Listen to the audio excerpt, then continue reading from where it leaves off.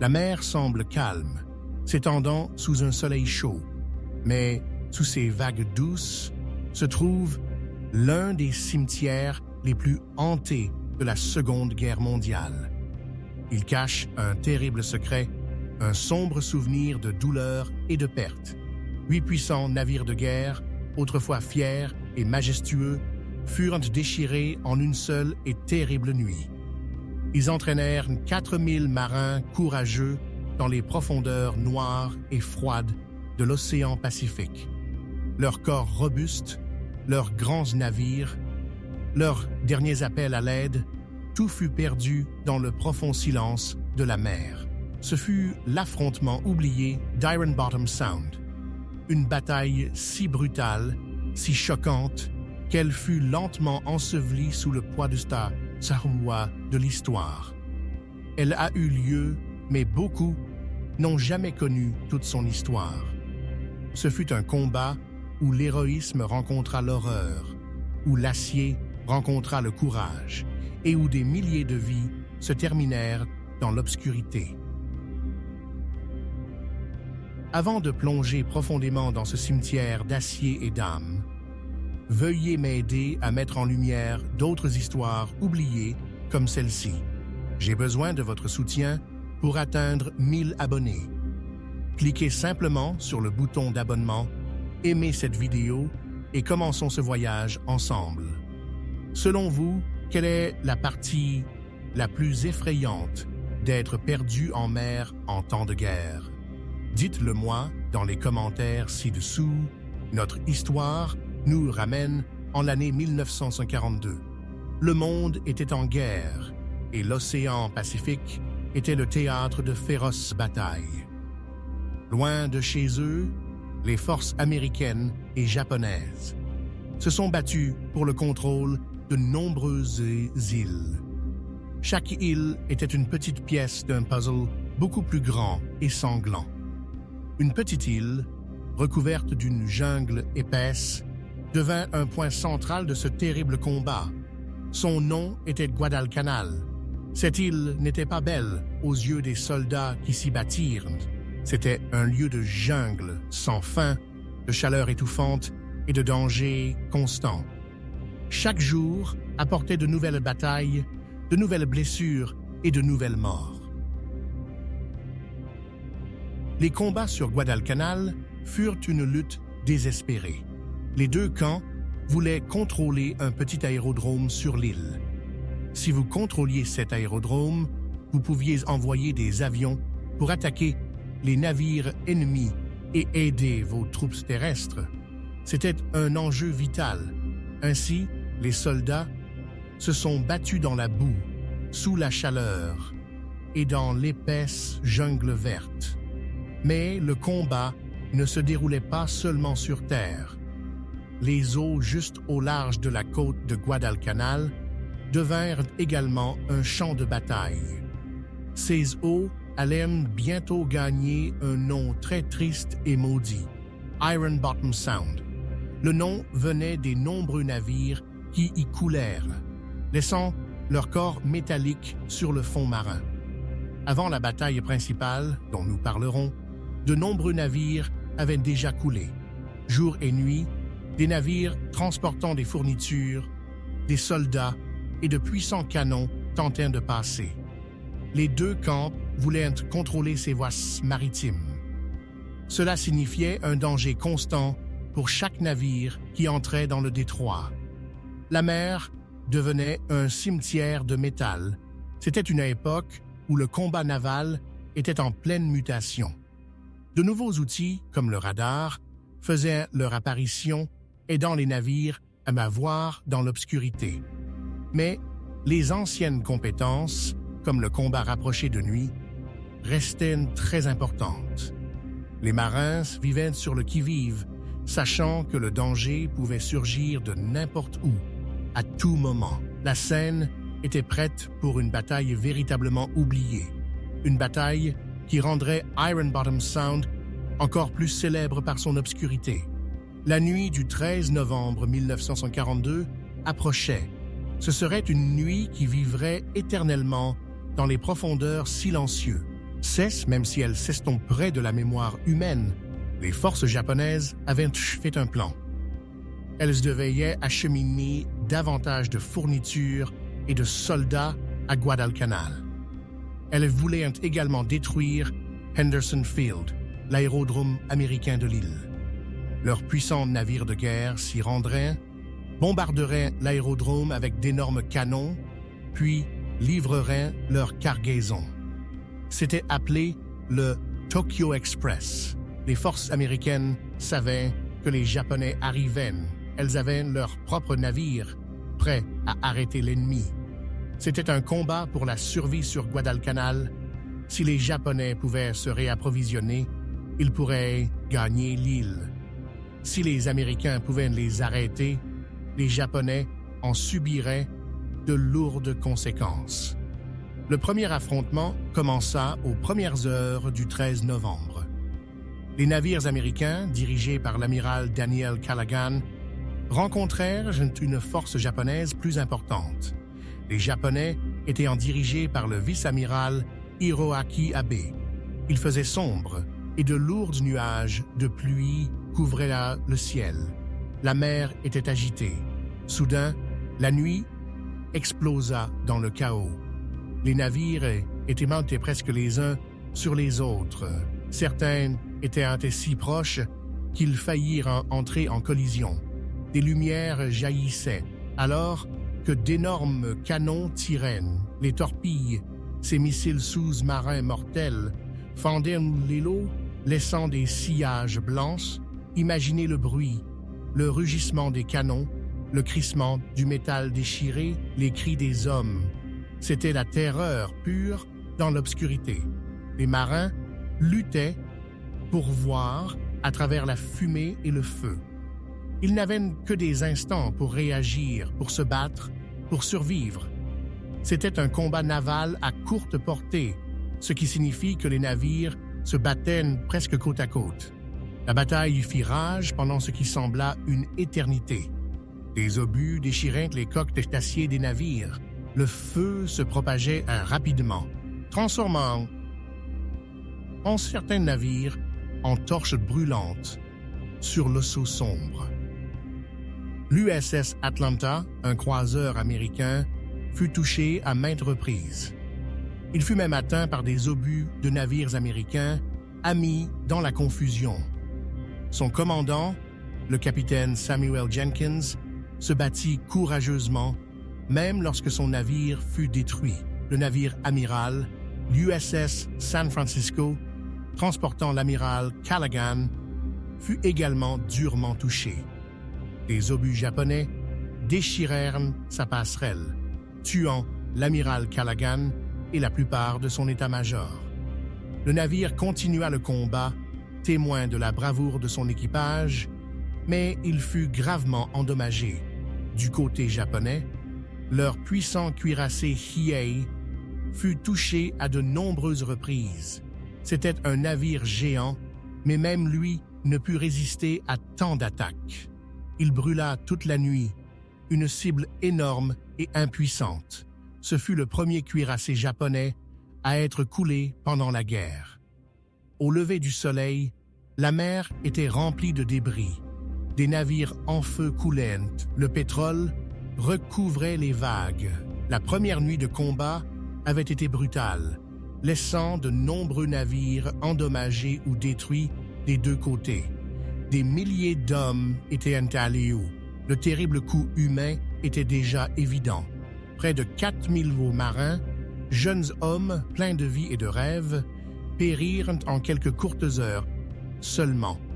Ils furent engloutis par l'océan, leur vie écourtée par l'acier et le feu.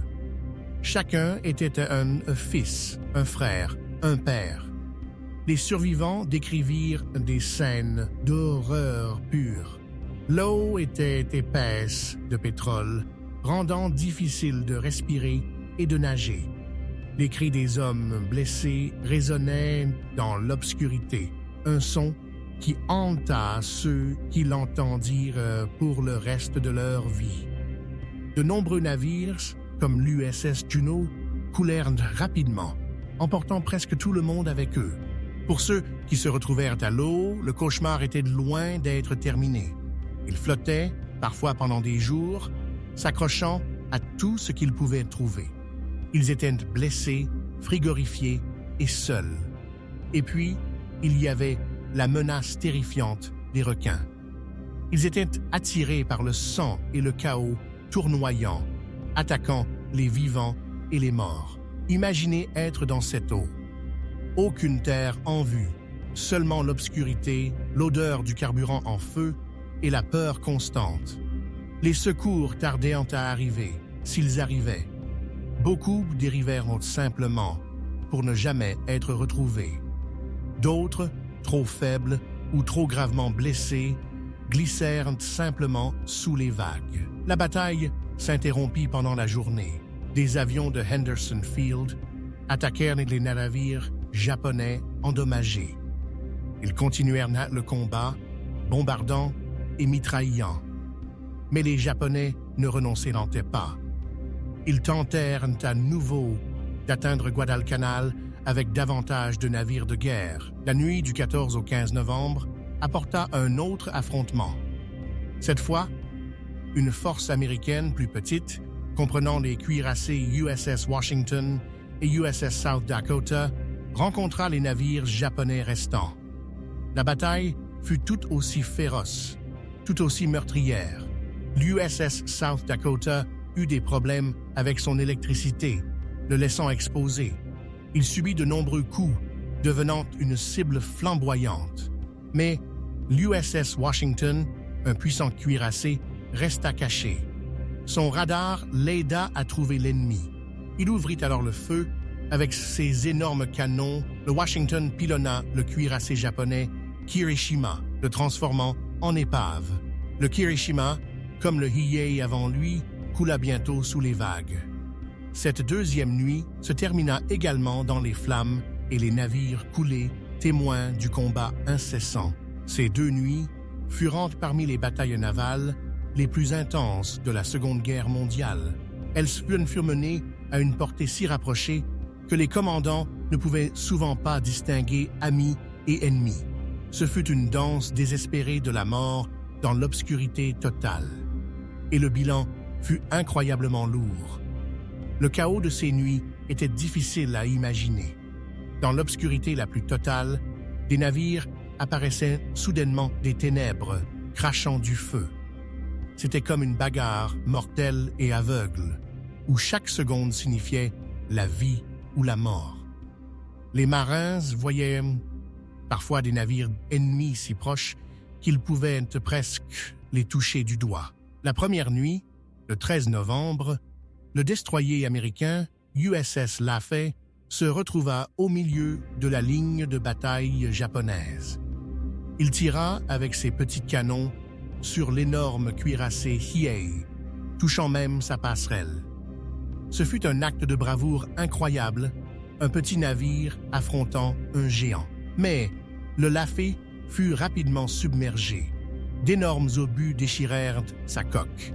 Des torpilles frappèrent. En quelques minutes, le destroyer était une épave en feu, son équipage luttant pour sa vie dans l'enfer. C'était un rappel brutal de la rapidité avec laquelle une bataille pouvait devenir mortelle. D'autres destroyers, comme l'USS Cushing et l'USS Preston, connurent également leur fin de manière similaire. Ils étaient légèrement blindés, destinés à protéger les navires plus grands, mais dans le chaos du combat rapproché, ils devinrent des cibles faciles.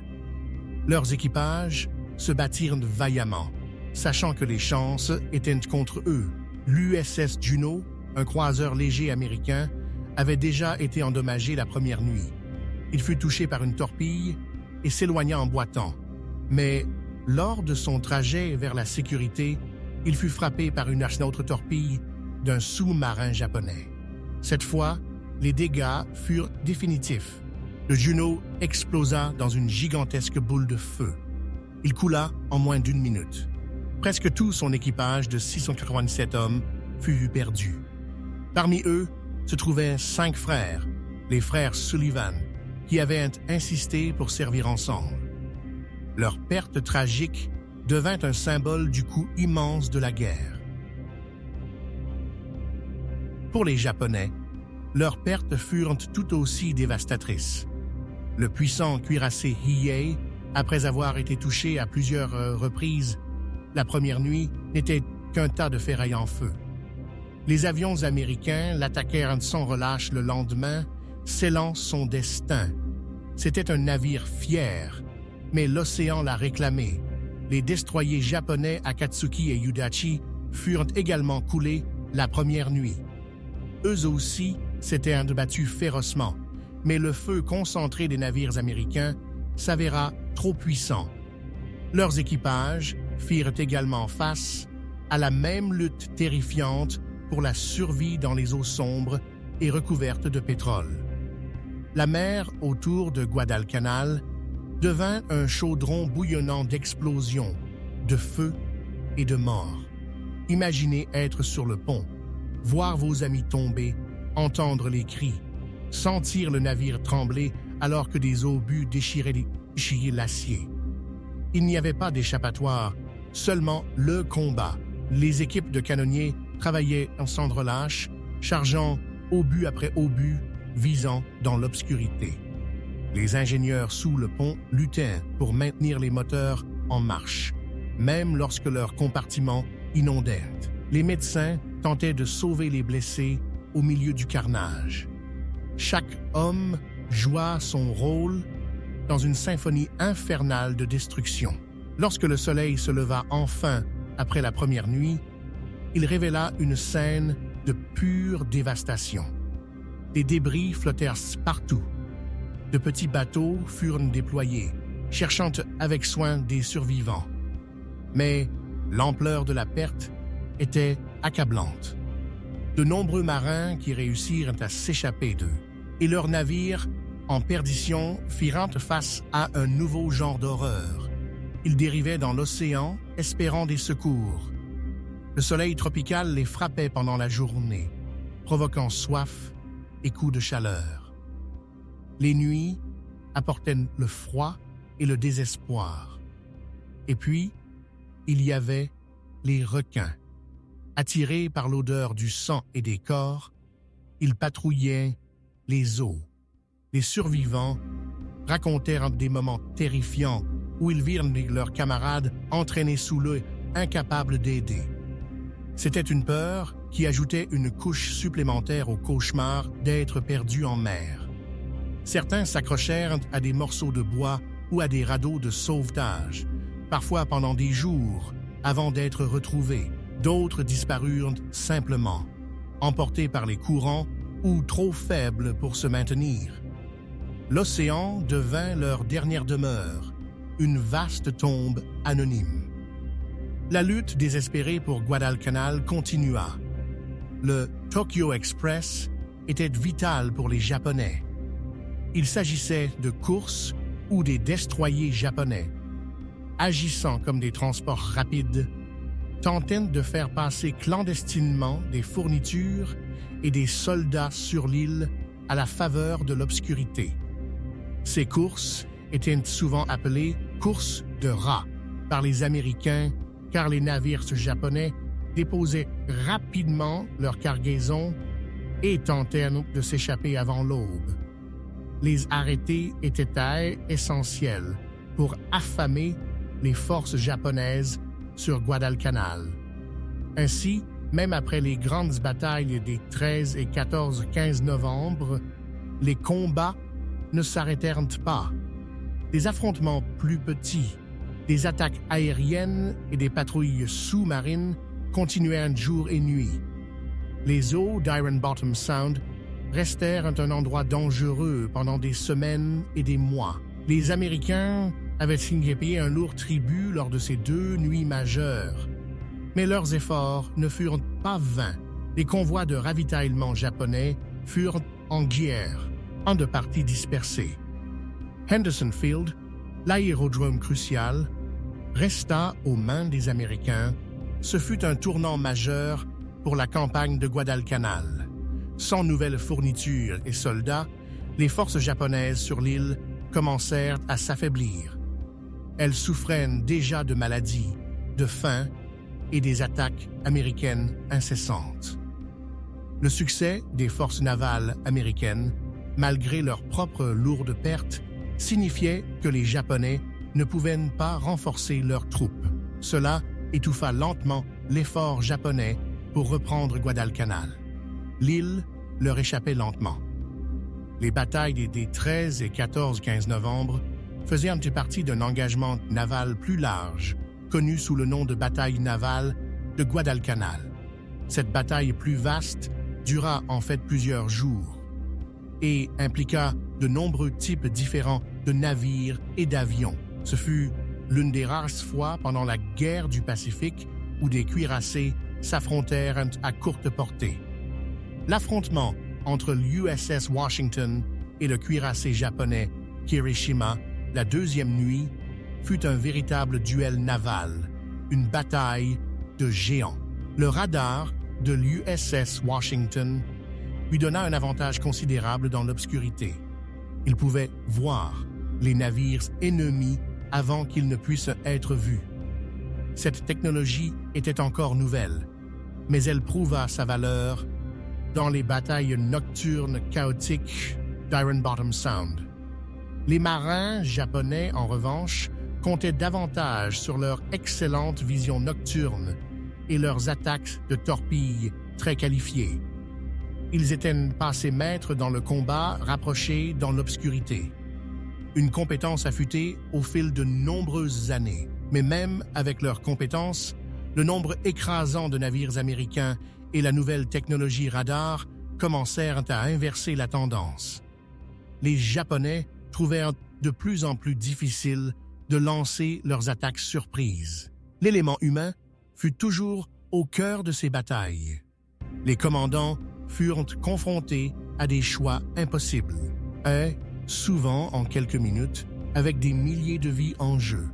Leurs décisions scellèrent le destin des navires et des hommes. L'amiral Callaghan, à bord de l'USS San Francisco, fit le choix courageux de mener ses navires directement dans la flotte japonaise.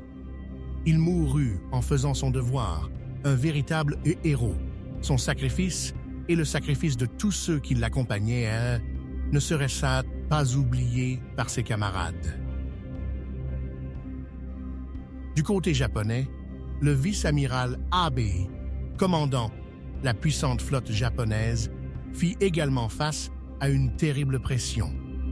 Il prit des décisions qui, rétrospectivement, auraient pu lui coûter cher, mais il se battait dans des conditions extrêmes. Le courage des marins ordinaires était stupéfiant. Des hommes luttaient contre les incendies, colmataient des brèches et continuaient de tirer avec leurs canons, même lorsque leurs navires coulaient autour d'eux. Ils le faisaient non seulement pour leur pays, mais pour l'homme à côté d'eux. Imaginez le rugissement assourdissant des canons d'un cuirassé. L'onde de choc seule pouvait jeter les hommes à terre. L'éclair illuminait la nuit comme la foudre, révélant l'ennemi pour un bref et terrifiant instant. Puis venait le sifflement des obus entrants. Le bruit d'une torpille frappant un navire était décrit comme celui d'un marteau géant frappant l'acier. Il était suivi d'un frisson nauséabond, puis de l'envahissement par l'eau et des cris des blessés. Le feu était une menace constante, consommant le bois, le carburant et les hommes. Les batailles d'Iron Bottom Sound soulignèrent également l'importance du contrôle des avaries. Les équipages tentèrent désespérément de sauver leurs navires, combattant les incendies, étayant les cloisons et pompant l'eau. Leurs efforts déterminaient souvent si un navire coulait ou survivait. L'USS San Francisco, bien que gravement endommagée et sa passerelle détruite, resta à flotte. Son équipage réussit à le ramener au port. Ce fut un témoignage de leur incroyable résilience et de leur entraînement. Cependant, De nombreux navires étaient trop gravement endommagés pour être sauvés. Ils coulèrent rapidement, parfois en quelques minutes, emportant la plupart de leurs équipages avec eux. L'océan devint une tombe liquide, piégeant les hommes dans des cercueils d'acier. Les suites immédiates de ces batailles furent une course contre la montre. Les blessés avaient besoin de soins urgents. Les survivants avaient besoin de secours.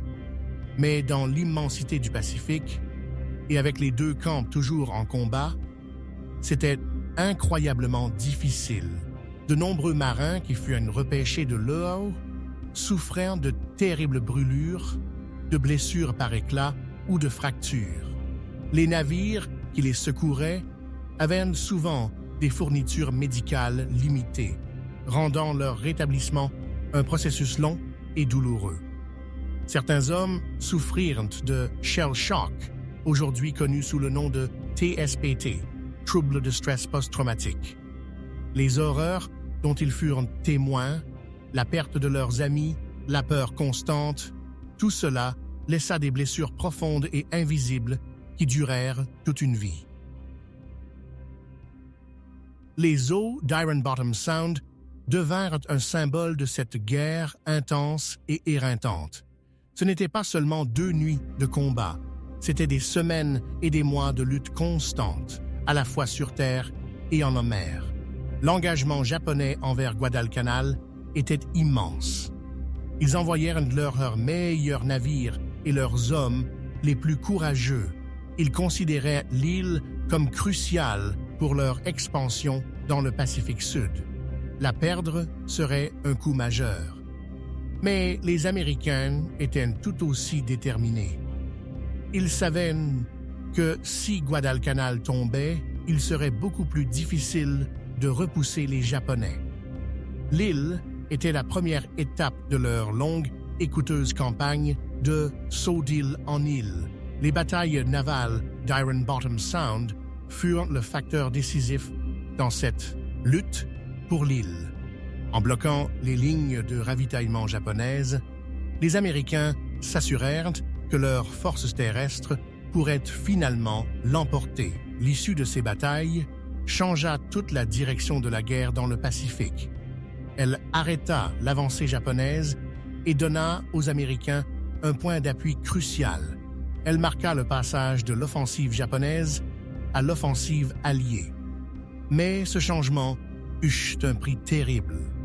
Le coût se mesura en vie, en navires et dans le traumatisme continu de ceux qui survécurent. Ce fut un prix payé dans l'obscurité, dans les eaux froides d'un détroit lointain. Le nombre impressionnant de navires perdus dans ces eaux pendant toute la campagne de Guadalcanal est stupéfiant. Plus de 300 navires et avions des deux camps y trouvèrent finalement leur fin. Cela transforma un océan paisible en un immense musée sous-marin de la guerre. Chaque épave a sa propre histoire. Les contours fantomatiques de destroyers, de croiseurs et même de cuirassés reposent silencieusement sur le fond marin. Ce sont des capsules temporelles, préservant les moments de leur fin violente. Pendant des décennies, nombre de ces épaves sont restées intactes, leurs emplacements perdus ou oubliés.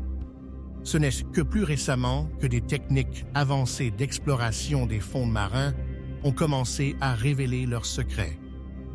Les plongeurs qui visitent ces sites sont souvent submergés par l'atmosphère puissante. Ce n'est pas seulement du métal qu'ils voient, c'est un témoignage du courage humain, du sacrifice et de l'ultime futilité de la guerre. L'obscurité de l'océan profond ajoute au mystère. La lumière du soleil atteint rarement ses profondeurs, de sorte que les épaves sont enveloppées d'un crépuscule perpétuel. Cela les rend encore plus hantés comme des géants endormis d'un autre âge. Les coraux et la vie marine ont lentement commencé à pousser sur l'acier tordu. Ils transforment les vestiges de la guerre en de nouveaux écosystèmes. Mais même avec une nouvelle vie, les cicatrices de la bataille sont claires. Des impacts de balles criblent les cloisons. D'énormes déchirures marquent l'endroit où les torpilles ont frappé. Les canons sont figés, pointés à jamais vers un ennemi invisible. Ces détails en disent long sur les derniers instants de ces navires. Parfois, les plongeurs trouvent des effets personnels de marins. Une paire de bottes usées, une brosse à dents, une gourde. Ces petites choses nous relient directement aux êtres humains qui vécurent, combattirent et moururent en ce lieu. Ces épaves ne sont pas seulement des artefacts historiques, ce sont des tombes de guerre. Elles sont protégées et honorées comme les dernières demeures de milliers d'hommes courageux. Les déranger est considéré comme un manque de respect. Les populations locales des îles Salomon, qui vivent près d'Iron Bottom Sound, ont toujours connu ces épaves. Leurs histoires orales racontent les batailles massives et les esprits qui persistent dans les eaux.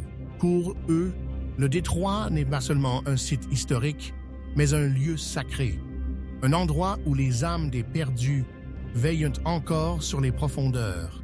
Ils traitent la zone avec une profonde révérence. Ainsi, les batailles d'Iron Bottom Sound ne furent pas seulement une série d'engagements navals. Elles furent un tournant, une tragédie humaine et un héritage durable. Elles montrèrent au monde le vrai visage de la guerre navale moderne. Elles représentent un chapitre oublié de courage et de sacrifice, un chapitre qui mérite d'être lu et compris par tous. C'est une histoire d'obscurité et de lumière, de désespoir et d'héroïsme. Les leçons tirées d'Iron Bottom Sound furent profondes. Elles façonnèrent la manière dont les batailles navales seraient menées pour le reste de la guerre.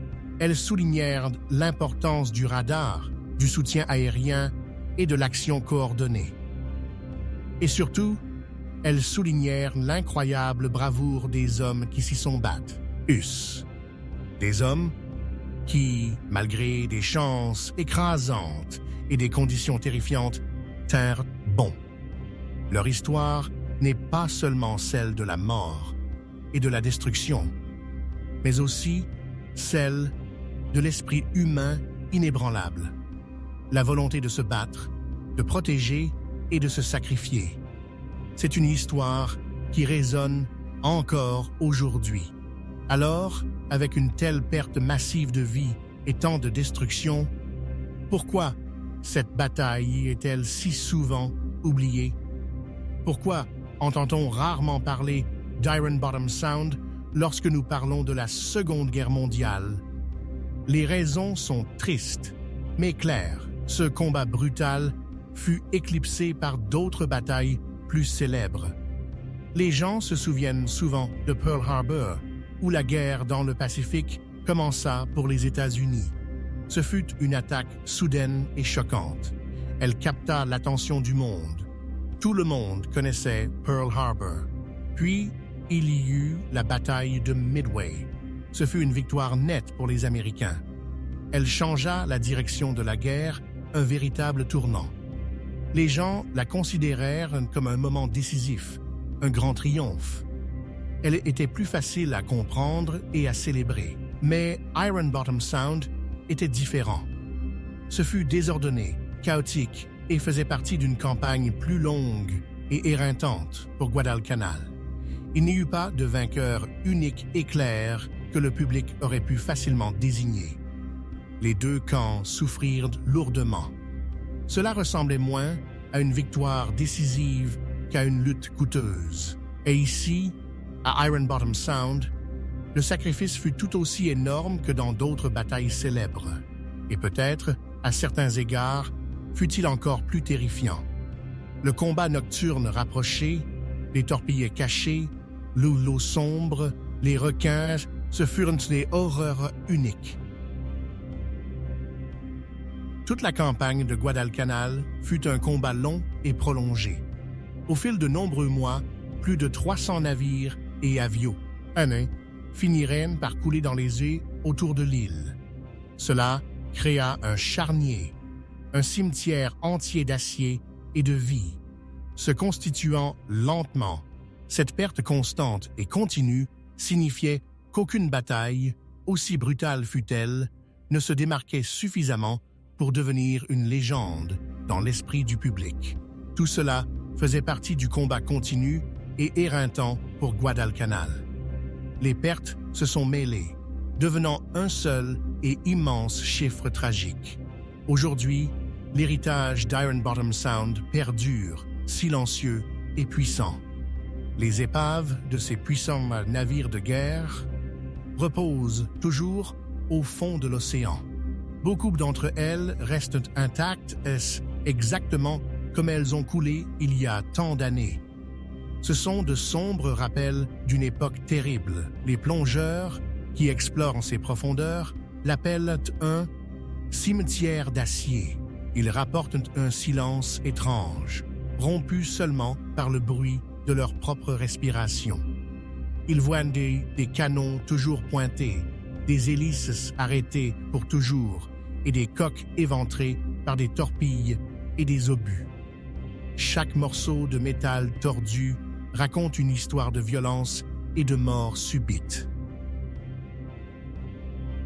Pour les populations locales vivant près de Guadalcanal, ces eaux sont plus qu'un simple endroit où des navires ont coulé. Elles l'appellent un lieu hanté. Elles parlent des esprits des marins perdus, leur voix résonnant encore sous les vagues, demandant qu'on se souvienne d'eux. C'est un lieu rempli de profond respect et de tristesse. D'explorer ces épaves, c'est comme remonter le temps. Les plongeurs trouvent souvent des effets personnels, des chaussures, des gamelles, même des lettres ou des photographies qui étaient autrefois portées par les marins. Ces petites choses nous relient directement aux êtres humains qui vécurent, combattirent et moururent en ce lieu. Le silence là-bas est lourd. C'est le silence de 4000 marins. Leurs souvenirs, leurs espoirs, leurs derniers instants, tous scellés par l'eau froide et sombre. Mais même dans ce silence, leur histoire nous parle. Et elle nous raconte le terrible coup de la guerre et l'incroyable bravoure de ceux qui l'ont affronté. La prochaine fois que vous entendrez parler des célèbres batailles de Pearl Harbor ou de Midway, souvenez-vous de Iron Bottom Sound. Souvenez-vous de ces 8 navires de guerre, de ces 4000 marins qui disparurent dans les profondeurs. Ce fut une bataille effacée de nombreux livres d'histoire, mais elle est écrite à jamais sur le fond de l'océan, dans la rouille et le silence. L'histoire ne vit pas seulement dans les livres poussiéreux ou les grands musées. Parfois, elle dort sous la mer. Elle attend que nous nous souvenions, que nous honorions et que nous comprenions. Elle attend que nous racontions les histoires que le temps a oubliées. Les braves hommes d'Iron Bottom Sound y méritent d'être rappelés. Si vous croyez que leur immense sacrifice ne devrait jamais être oublié, veuillez cliquer sur ce bouton d'abonnement dès maintenant. Partagez cette vidéo avec d'autres afin que leur histoire puissante et tragique soit enfin racontée. Assurons-nous que leur voix, bien que silencieuse, soit entendue une fois de plus